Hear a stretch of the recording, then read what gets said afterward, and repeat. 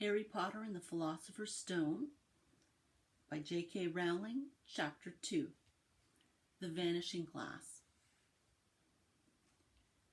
Nearly 10 years had passed since the Dursleys had woken up to find their nephew on the front step, but Privet Drive had hardly changed at all.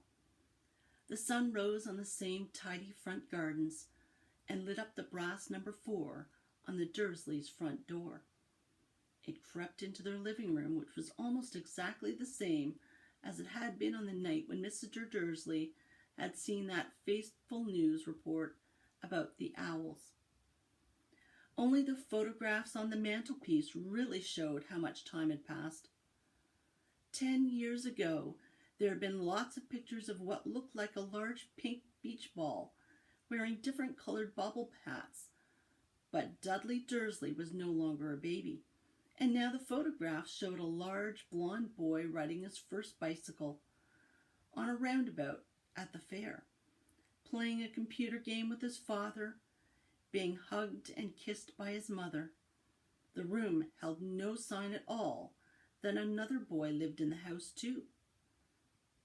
Yet Harry Potter was still there, asleep at the moment, but not for long. His Aunt Petunia was awake, and it was her shrill voice which made the first noise of the day. "Up! Get up! Now!" Harry woke with a start. His aunt rapped on the door again. "Up!" she screeched. Harry heard her walking towards the kitchen, and then the sound of the frying pan being put on the cooker. He rolled onto his back and tried to remember the dream he had been having. It had been a good one. There had been a flying motorbike in it. He had a funny feeling he'd had the same dream before. His aunt was back outside the door. "Are you up yet?" she demanded. "Nearly," said Harry. "Well, get a move on. I want you to look after the bacon. And don't you dare let it burn. I want everything perfect on Duddy's birthday." Harry groaned. "What did you say?" his aunt snapped through the door. "Nothing, nothing." Dudley's birthday. How could he have forgotten? Harry got slowly out of bed and started looking for socks. He found a pair under his bed, and after pulling a spider off of one of them, put them on. Harry was used to spiders, because the cupboard under the stairs was full of them, and that was where he slept. When he was dressed, he went down the hall into the kitchen. The table was almost hidden beneath all Dudley's birthday presents. It looked as though Dudley had got the new computer he wanted, not to mention the second television and the racing bike. Exactly why Dudley wanted a racing bike was a mystery to Harry, as Dudley was very fat and hated exercise, unless, of course, it involved punching somebody. Dudley's favorite punch bag was Harry, but he couldn't often catch him. Harry didn't look it, but he was very fast. Perhaps it had something to do with living in a dark cupboard, but Harry had always been small and skinny for his age. He looked even smaller and skinnier than he really was, because all he had to wear were old clothes of Dudley's, and Dudley was about 4 times bigger than he was. Harry had a thin face, knobbly knees, black hair, and bright green eyes. He wore round glasses held together with a lot of sellotape, because all the times Dudley had punched him on the nose. The only thing Harry liked about his own appearance was a very thin scar on his forehead, which was shaped like a bolt of lightning.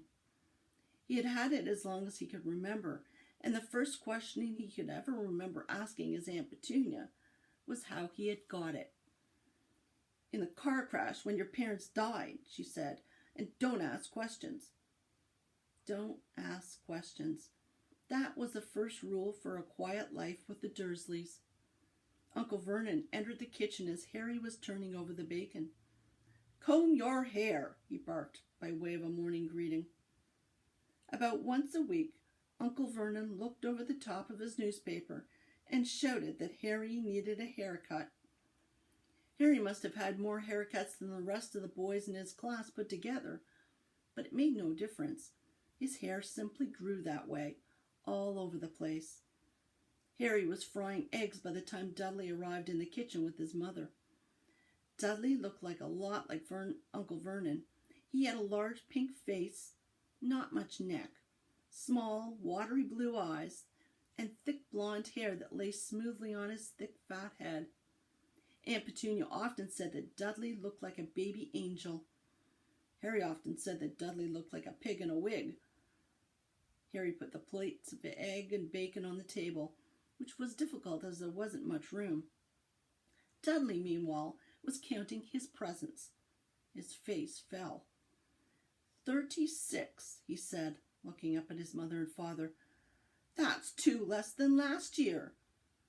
Darling, you haven't counted Auntie March's present, see? It's here under this big one from Mummy and Daddy.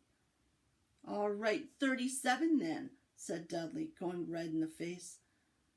Harry, you could see a huge Dudley tantrum coming on, began wolfing down his bacon as fast as possible in case Dudley turned the table over.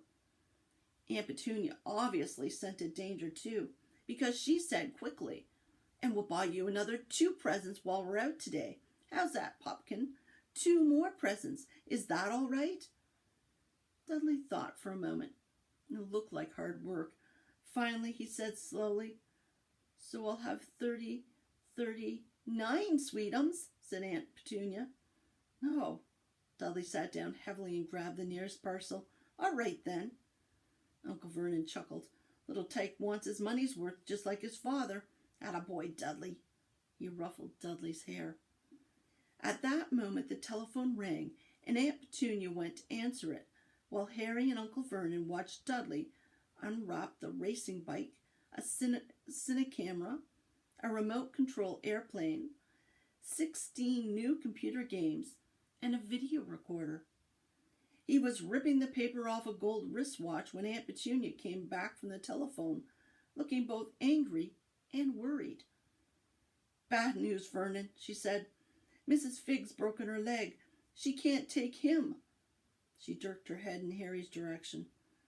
Dudley's mouth fell open in horror, but Harry's heart gave a leap. Every year on Dudley's birthday, his parents took him and a friend out for the day, to adventure parks, hamburger bars, or the cinema. Every year, Harry was left behind with Mrs. Figg, a mad old lady who lived 2 streets away. Harry hated it there.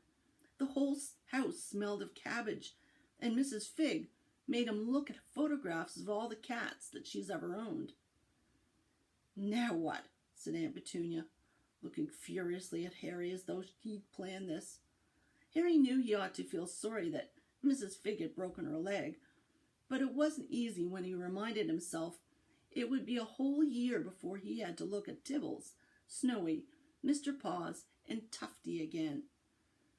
"We could phone Marge," Uncle Vernon suggested. "Don't be silly, Vernon. She hates the boy."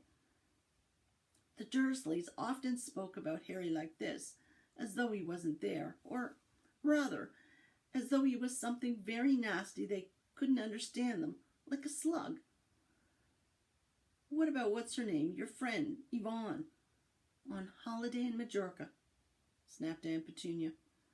"You could just leave me here," Harry put in hopefully. He'd be able to watch what he wanted on television for a change, and maybe even have a go on Dudley's computer. Aunt Petunia looked as though she'd just swallowed a lemon. "And come back and find the house in ruins?" she snarled. "I won't blow up the house," said Harry, but they weren't listening. "I suppose we could take him to the zoo," said Aunt Petunia slowly, "and leave him in the car." "That car's new. He's not sitting in it alone."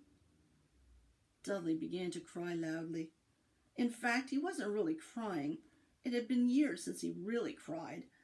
But he knew that if he screwed up his face and wailed, his mother would give him anything he wanted. "Dinky Duddy-Dums, don't cry. Mummy won't let him spoil your special day," she cried, flinging her arms around him. "I don't want him to come," Dudley yelled between huge pretend sobs. "He always spoils everything." He shot Harry a nasty grin through the gap in his mother's arms. Just then the doorbell rang. "Oh, good Lord, they're here," said Aunt Petunia frantically. and a moment later, Dudley's best friend, Piers Polkiss, walked in with his mother. Piers was a scrawny boy with a face like a rat.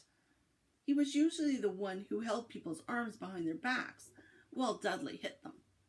Dudley stopped pretending to cry at once. Half an hour later, Harry, who couldn't believe his luck, was sitting in the back of the Dursleys' car with Piers and Dudley on the way to the zoo for the first time in his life. His aunt and uncle hadn't been able to think of anything else to do with him, but before they'd left, Uncle Vernon had taken Harry aside. "I'm warning you," he said, putting his large purple face right up close to Harry's. "I'm warning you now, boy. Any funny business, anything at all, and you'll be in that cupboard from now until Christmas." "I'm not going to do anything," said Harry. "Honestly." But Uncle Vernon didn't believe him. No one ever did. The problem was, strange things often happened around Harry, and it was just no good telling the Dursleys he didn't make them happen. Once, Aunt Petunia, tired of Harry coming back from the barber's looking as though he hadn't been at all, had taken a pair of kitchen scissors and cut his hair so short he was almost bald except for his fringe, which she left to hide that horrible scar. Dudley had laughed himself silly at Harry, who spent a sleepless night imagining school the next day, where he was already laughed at for his baggy clothes and sellotape glasses. Next morning, however, he got up to find his hair exactly as it had been before Aunt Petunia had sheared it off. He had been given a week in his cupboard for this, even though he had tried to explain that he couldn't explain how it had grown back so quickly.